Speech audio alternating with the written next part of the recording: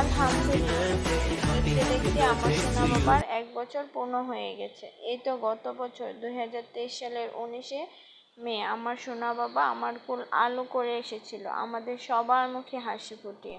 আমার মা বাবার পরে আল্লাহর দেওয়া সবচেয়ে শ্রেষ্ঠ উপহার হচ্ছে আমার কাছে আমার সোনা বাবা। তো আমার সোনা বাবার জন্মদিনে আমরা তেমন কোনো অনুষ্ঠান করি নাই।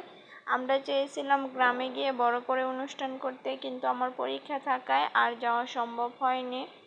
তো আমরা যেহেতু 3 জন, তার জন্য বাহির থেকে একটু খাওয়া দাওয়া করে আসছিলাম আর একটা কেক কাটছিলাম।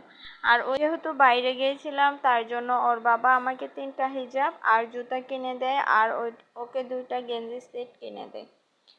কেক কাটার পর বাড়িওয়ালি আন্টির ছেলে আছে ছোট, ওকে দিয়েছিলাম, আর একজন ভাড়াটিয়ার মেয়ে আছে ছোট, ওকেও দিয়েছিলাম। যেহেতু পরদিন সকালে বাবুকে নিয়ে আমার প্র্যাকটিক্যাল ক্লাস করার জন্য কলেজে যাওয়ার দরকার ছিল, কিন্তু আমি যেতে পারিনি। বাহিরে বের হয়ে দেখি রিক্সা চলে না। কলেজে যেহেতু যেতে পারিনি, তাই ভাবলাম আমার উকিল মার বাসা থেকে বেরিয়ে আসি। তো ওদের বাসায় চলে গিয়েছিলাম। এই যে ওদের বাসায় গাছ লাগানো আছে, ওদের বাসাটা অনেক সুন্দর দেখতে। আর এই তো ওরা কিছুদিন হলো কবুতর পালতেছে। আর এখানে আমার উকিল বাবা আমার ছেলেকে নিয়ে খেলা করতেছে, যদিও এই ভিডিওটা আমি গোপনে করছি, ওরা কেউ দেখে নাই। তো বাবা আমার ছেলেকে অনেক আদর করে, যাওয়ার পর থেকে ওরে নিয়ে খেলা করতেছে। আর এই যে আমার উকিল বোনের পাখিটা অনেক সুন্দর না?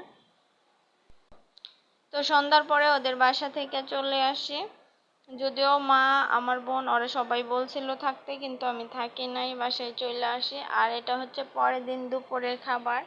আমি এখানে রুই মাছ দিয়ে আলু আর শসা দিয়ে তরকারি পাকাইছিলাম, আর চিংড়ি মাছ আর ডাল দিয়ে একটা বড়া করছিলাম। আর বাড়িওয়ালি আন্টি হচ্ছে সমুদ্রের মাছের করলা দিয়ে সমুদ্র মাছ রান্না করছিল, ওইটা দিয়ে গেছিল। আর এদিকে আমার ফ্রিজটা অনেকদিন ধরে পরিষ্কার করা হয় নাই, তাই জন্য বড়াটা বসিয়ে দিয়ে আমার ফ্রিজটাকে পরিষ্কার করে নিচ্ছি।